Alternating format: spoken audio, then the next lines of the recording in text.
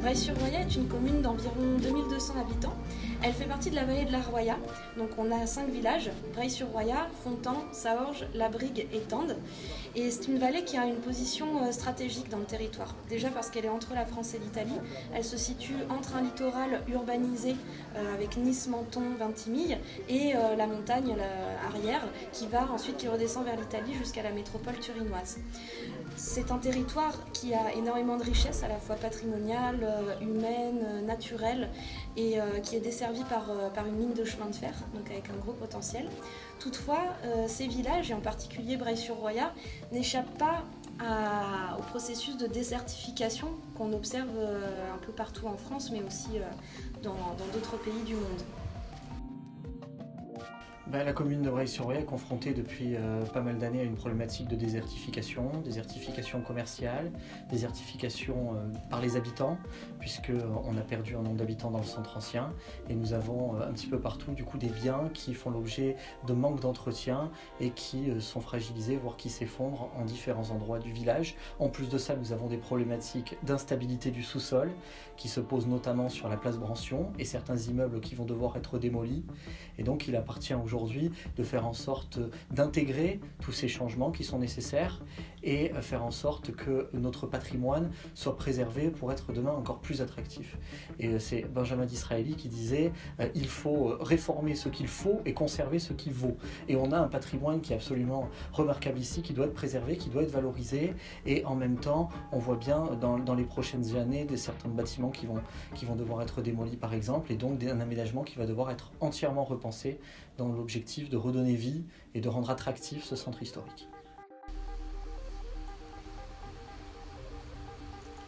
Les difficultés de ces villages en termes de désertification, de dégradation du patrimoine bâti ont été particulièrement renforcées par la récente tempête Alex du 2 octobre 2020 qui a dévasté tout le lit de la Roya, mais qui a aussi créé de nombreux dégâts de part et d'autre de la rivière.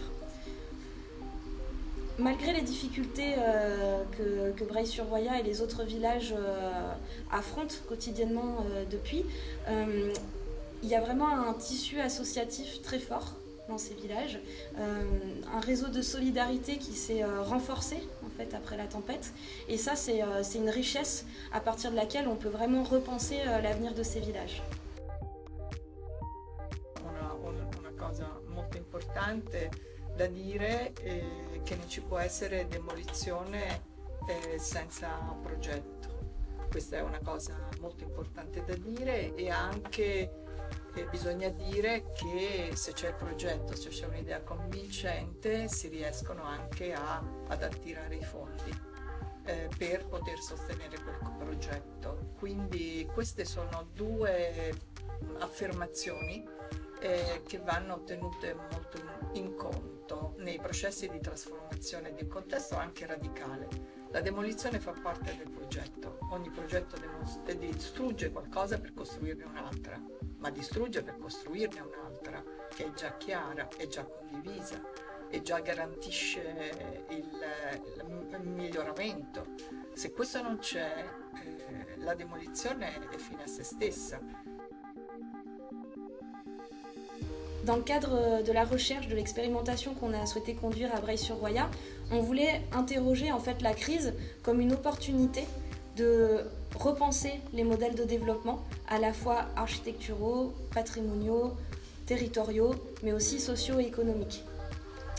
Pour cela, on a travaillé déjà pendant une petite année en faisant un relevé un petit peu de la déprise des situations de vacances. Ensuite, on a organisé des ateliers participatifs où une cinquantaine d'habitants sont venus échanger avec nous sur les problématiques qu'ils rencontrent au quotidien et la manière dont ils souhaiteraient que le territoire évolue.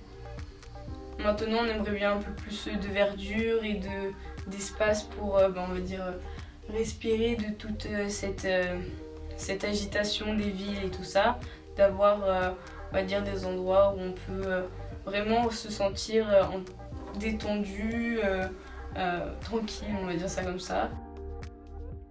L'avenir de cette place, il doit être piéton et il doit être principalement revu au niveau du paysage, requalifié. Il faut que ce soit un endroit très agréable où on puisse accueillir les gens et si des bâtiments doivent être détruits, que ça ouvre sur le village, sur la rue principale, la rue Pasteur, pour redonner du dynamisme à l'ensemble du village.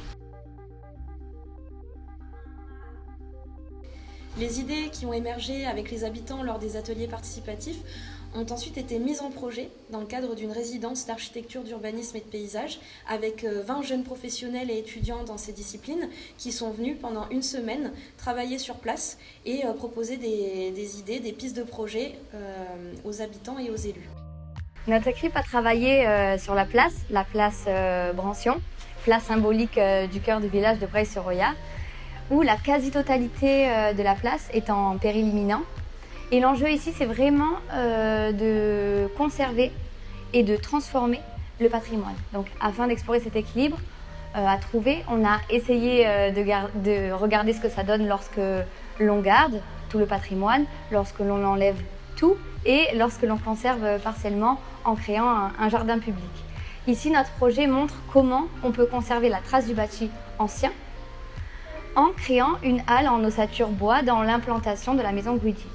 Par ce projet, on souhaite conserver en transformant et ainsi en montrant que l'architecture contemporaine peut venir au secours des centres historiques.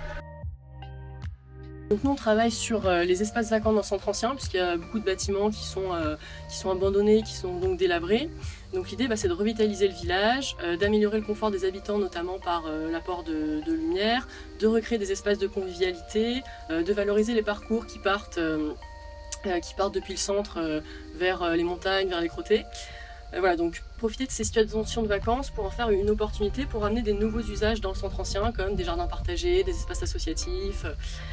Et donc ce qu'on propose c'est de déconstruire et de réhabiliter 4 de ces bâtiments qui sont déjà bien abîmés en conservant l'héritage architectural de Breil. Donc on s'est inspiré pour les propositions d'éléments qui existaient déjà comme les restanques, les arches, les loggias. On va essayer de conserver les matériaux existants, voilà, donc vraiment revitaliser le village en conservant son identité.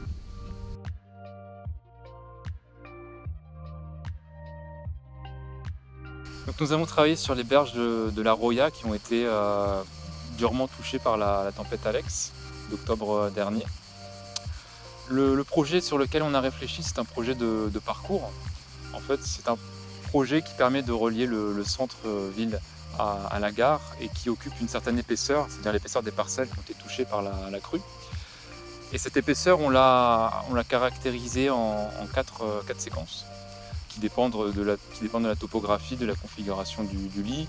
On a tout d'abord une séquence qui est liée au lac, qui est le lieu emblématique de la commune et autour duquel se développent des usages de baignade ou de kayak. Donc on est plutôt sur un paysage actif. On a ensuite un paysage qui est productif avec la présence d'anciennes terrasses qui sont remises en culture puisqu'elles avaient été construites avant avec des maisons qui ont été touchées par la crue. On a un paysage ensuite qui est ludique. Il profite de la reconfiguration du lit de la rivière, notamment par la mise en place de plages, avec des aménagements liés à l'eau qui sont temporaires et qui peuvent être retirés en cas de crue. Et on a dans un dernier temps une séquence qui est plus naturelle et aussi plus mémorielle, avec notamment la proposition d'un jardin de pierre qui vient mettre en scène les débris qui ont été laissés charriés par la crue et donc qui permettent de garder une trace de la catastrophe.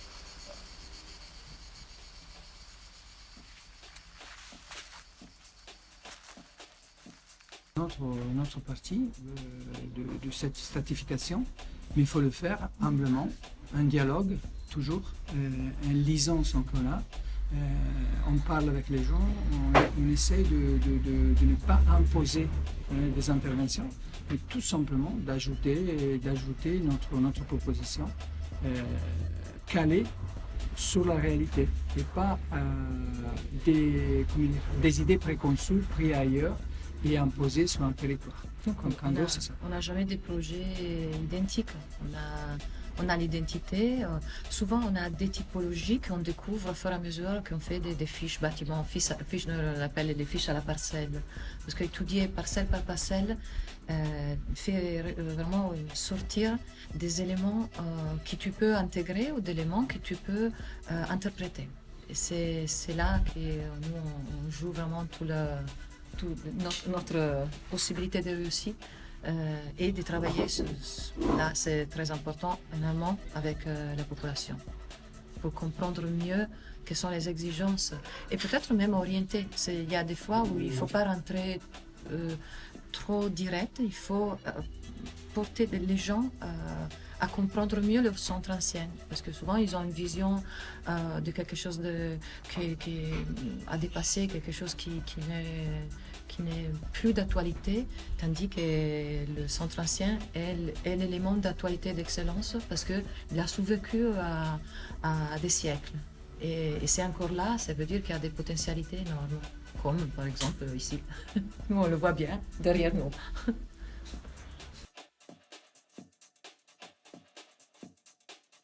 Veut dire qu'il y a des projets qui peuvent démarrer très très vite parce qu'ils sont quand même relativement simples. Moi, ça me remonte le moral, quoi, c'est tout. Vraiment, vous avez fait un travail merveilleux. Je m'attendais vraiment pas à ça. Effectivement, ça pourrait transformer le visage du village, le rendre plus attrayant pour les touristes et pour les habitants. Et une fois que le village est plus attirant, ça amène de l'installation aussi de nouvelles familles et ça peut redynamiser les tissus économiques. Voilà. Mais il faut intervenir, il ne peut pas rester comme ça, sinon c'est la mort assurée. Et ben moi je voudrais enchérir et au départ j'étais plutôt critique et puis c'est ma façon d'être. Mais c'est surtout j'ai été envahi par l'émotion. Oui, les poils. Moi aussi. Voilà. Et ça c'est l'émotion, c'est tout ce qui est entre les humains, il n'y a que l'émotion. Voilà. C'est pas le raisonnement. Et alors là, quand l'émotion s'y met, ça veut dire que vous avez réussi à 2000%. Là, on a eu des illustrations, on a eu des images, on a eu des projets entiers. Et à partir de ce moment-là, tout le monde peut travailler dessus, tout le monde peut exprimer. Mais justement, moi je pense que c'est le moment, vous êtes arrivé au bon moment aussi, c'est le moment de réfléchir à un nouveau territoire. Les habitants de l'île, ça se mourait un petit peu depuis quelques dizaines d'années. Et là, on a l'occasion de tout remettre à plat. Et c'est ça qui est vraiment super intéressant. L'objectif de cette démarche, c'est vraiment de constituer une boîte à idées, une boîte à réflexion, une boîte à outils à plusieurs niveaux. Déjà, pour la municipalité et les habitants, pour que ça puisse déboucher sur des actions, des projets concrets qui vraiment questionnent cet équilibre à trouver entre conservation, démolition et transformation. Comment est-ce qu'on le fait? Comment est-ce qu'on l'anticipe pour vraiment arriver à une vision d'ensemble de requalification du centre historique de Breil.